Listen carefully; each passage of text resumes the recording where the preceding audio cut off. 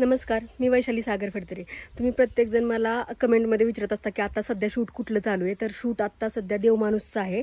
देवमाणूसमधला अध्याय, तर त्याचं शूट चालू आहे. तर त्या शूटमध्ये माझा रोल असणार आहे आता झी मराठीवरती देवमाणूस सिरियलमध्ये लेडी कॉन्स्टेबलचा रोल असणार आहे. तर तुम्ही बघायला विसरू नका देवमाणूस सिरियल झी मराठीवर. तर फायनली मी शूटला जाण्यासाठी तयार झालेली आहे आणि बॅग घेतलेली आहे माझी सगळी. म्हणजे त्यांनी सांगितलेलं की एकदम 7-8 दिवस राहायचे, पण संडे असल्यामुळे सुट्टी येणार हे मला वाटलेलं. पण तरीसुद्धा मग मी जाताना साबण कोलगेट वगैरे घेतलं, कारण ह्या सगळ्या गोष्टी माझ्या मी नेत असते. तिथं कोणाला मागायला वगैरे मला काही आवडत नाही, त्याच्यामुळे मी सगळी माझी तयारी करून जात असते. जर राहण्याचं शूट असेल तर आता तिथं गेल्यावरच समजेल की नक्की कसं काय आहे. त्यांनी सांगितलेलं 7-8 दिवस आहे, पण बघूयात आता. तर कोलगेट कॅडबरी वगैरे घेतलं, कारण तिकडच्या साईडला कसं कुठे काय असेल काय नसेल हे माहीत नाही. तर गाडी आली त्यांची आणि मी आता चाललेली. उशीर झालेला खूप, म्हणजे नाईट शूट होतं त्याच्यामुळं उशिरा गाडी आली. बराच वेळ मी वाट बघत होती, नंतर गाडी आली.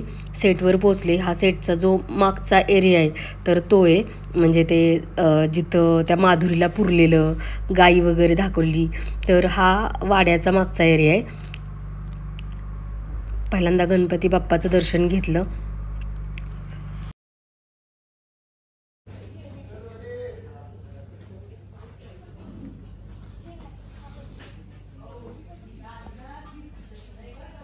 सेटवर गेल्यानंतर पहिल्यांदा बेसवर नेतात. बेसवर म्हणजे जिथं सगळं साहित्य असतं, तुमचे कॉस्ट्युम असतात, जिथं तुमचा मेकअप होतो, तर तिथं नेतात. आणि हा आहे बेस, आणि ह्या बेसवरती मेकअप वगैरे चाललेला. ही लाली आहे, लालीचा मेकअप चाललेला. आणि मग नंतर मग मला कॉस्ट्युमच्या इथं नेले. ही आहे कॉस्ट्युमची रूम, जिथं सगळ्यांचे नावं वगैरे लिहिली जातात. नंतर मग मला कॉस्ट्युम दिला चेंज करायला. कॉस्ट्युम चेंज केला मी. लेडी कॉन्स्टेबलचा कॉस्ट्युम होता. नंतर प्रत्येकाच्या ह्याच्यावर बघा बॅगवर किंवा पेट्यांवर नावं असतात लिहिलेली की हे यात यांचे कॉस्ट्युम आहेत किंवा हे कॉस्ट्युम आहेत, असं लिहिलेलं असतं. म्हणजे जो कोणी म्हणजे कुठलासुद्धा कॅरेक्टर येऊ देत तर त्याचे कपडे तिथं असतातच. म्हणजे कॉन्स्टेबल म्हणा, डॉक्टर, नर्स, सगळे कपडे ह्या कॉस्ट्युमच्या रूममध्ये असतात. आणि माझं पण मी कॉस्ट्युम रेडी केला आणि कपड्यांच्या घड्या वगैरे घालून मला बोलावलं तिकडं शूटच्या ठिकाणी. मग त्या साईडला मी जायला निघाले.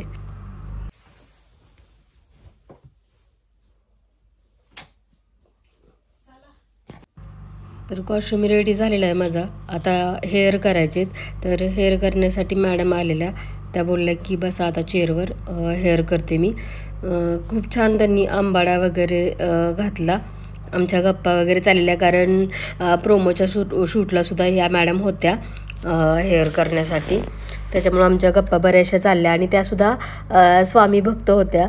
तर आमच्या दोघींचं खूप मॅच झालं बॉन्डिंग. म्हणजे मागच्या वेळेससुद्धा त्या होत्या आणि म्हणजे प्रोमोला होती ना मी, जो मिरच्याचा सीन होता तर त्या सीनमध्ये होती मी.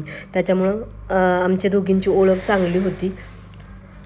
आणि या ठिकाणी बसल्यानंतर मला स्वामींचं दर्शन झालं. आरशावरती स्वामी होते. तर म्हणजे बघा ना, जिथं आपण स्वामींना आठवतो तिथं आपल्याला स्वामी दिसतातच. हे बऱ्याच वेळा झालेले. हो,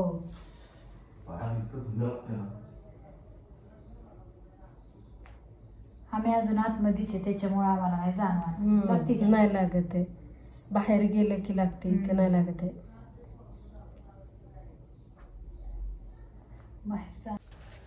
तर हेअर वगैरे करून कॉस्ट्युम रेडी करून झालेला आहे. पहिल्यांदा मी अशी खाकी वर्दी नेसलेली आहे, छान वाटलं. आणि नंतर मग आम्ही सेटवर गेलो. बेसपासून सेट जवळच असतो. आणि सेटवरती सगळे आर्टिस्ट वगैरे, काही आर्टिस्ट शेकोटी वगैरे करून बसलेले. हे आहेत पोलीस दादा, म्हणजे जो सुधीर दादा आहेत पोलीस, तर ते थंडी भरपूर बेकार थंडी वाढलेली इथं.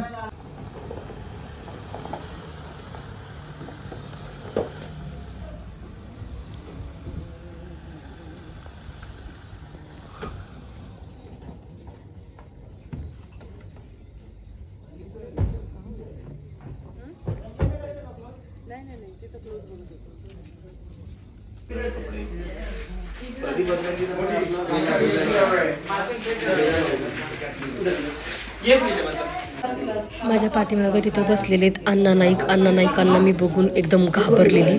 म्हटलं बाप रे.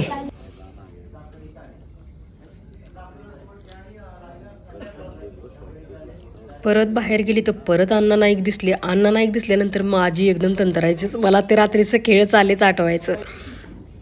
आणि माझं काय डेअरिंग झालं नाही अण्णा नाईकांशी बोलायचं.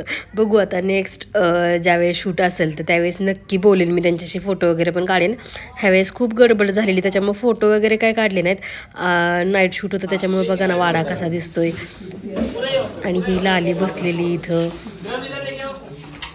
बरेचसे आर्टिस्ट ह्यातले नवीनच आहेत. म्हणजे मी जास्त कोणाला नव्हतं पाहिलं. फक्त अण्णा नाईक आणि जो आपला देवमाणूस आहे किरण भैया गायकवाड तो आणि आजी आणि जे जामकर पोलीस आहेत ते. नंतर जेवणाची सुट्टी झाली. ब्रेक झाला. मग जेवण वगैरे केलं. अण्णा नाईकांचं चाललेलं त्यांच्या मॅडमशी बोलणं फोनवर वगैरे. नंतर शूट संपलं. पॅकअप झालं. पॅकअप झाल्यानंतर मी परत बेसवर गेली. सीन झाले आमचे. जास्त काही सीन नव्हते. डायलॉग वगैरे नव्हते मला ह्या सीनमध्ये. कारण ह्या सीनमध्ये फक्त एकच सीन होता छोटासा. पण बराच वेळ थांबवतात नाही का. म्हणजे सीन जरी एक असला तरी बरेच त्यात प्रकार असतात. त्याच्यामुळे बराच वेळ थांबावं लागतं. नंतर मी चालत चालत बेसवर गेले. कपडे चेंज करण्यासाठी कॉस्ट्यूम वगैरे चेंज करून तिथं ठेवावा लागतो. मला हा वाडा एवढा भयानक असा डेंजर वाटला नाही. देवमाणूसचा जो पहिला वाडा जो होता कडेगाव साईडला होता वाईला तो वाडा एकदम खतरनाक भयानक वाटायचा. म्हणजे कारण त्यावेळेस कसं देवमाणूस हे पहिल्यांदा सुरू झालेलं ना. आणि आता नंतर तिसरा पार्ट मधला पार्ट असं चालू झाले. आणि जास्त करून मी ही सिरियलचे सीन जास्त बघत नव्हते. आत्ता ज्यावेळेस मला ऑडिशन वगैरे केलं माझं सिलेक्ट झालं तर त्यावेळेस मग मी बघितलं थोडंफार. नंतर मग गाडी मला दिली प्रोडक्शननं मला घरी जाण्यासाठी. म्हणजे समजा आता उद्या संडे होता. संडेला जर म्हणजे माझं दुसऱ्या दिवशी जर शूट असतं तर मग मला त्यांनी थांबवलं असतं. राहण्याची वगैरे सोय असते त्यांची. माझे मिस्टर येऊन थांबले होते भुईंज पोलीस स्टेशनच्या इथं. मग प्रोडक्शनच्या गाडीनं मला सोडलं. मग मिस्टर आले गाडीच्या इथं. त्यांनी गाडी थांबवली. मग आणि मला माझ्या नवऱ्याचं भरपूर कौतुक वाटतं की स्वतःचं दिवसभर काम करून मलासुद्धा शूटच्या ठिकाणी म्हणजे जर समजा लवकर जायचं असेल तर सोडायला येतात. उशिरा सुटणार असेल तर न्यायला येतात. म्हणजे खरंच असा नवरा मिळाला ना नशीब लागतं.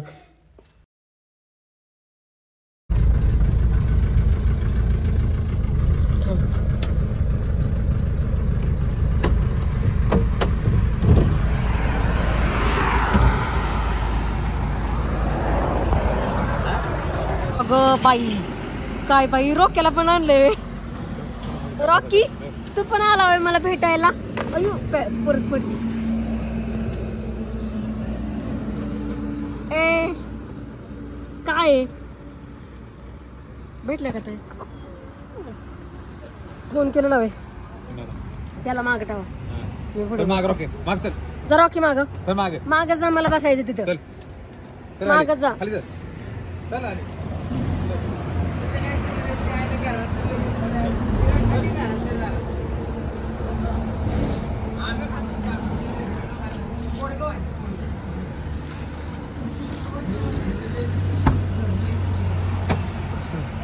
त्याला माग ठेवा.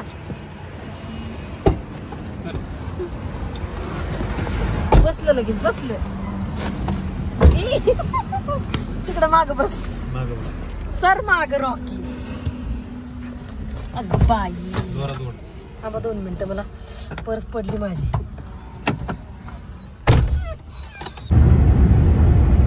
सोहळे असे मस्त थंडीमध्ये कारभाऱ्यांना म्हटलं मला चहा पाहिजे.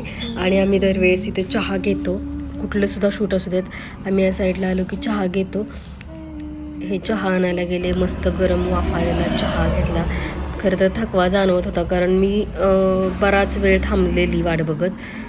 मस्त थंडीमध्ये आम्ही कडक असा चहा घेतला आणि खरंच छान वाटतं असं संध्याकाळचं असं बाहेर फिरायला आणि मस्त कडक चहा घ्यायला थंडीच्या दिवसात.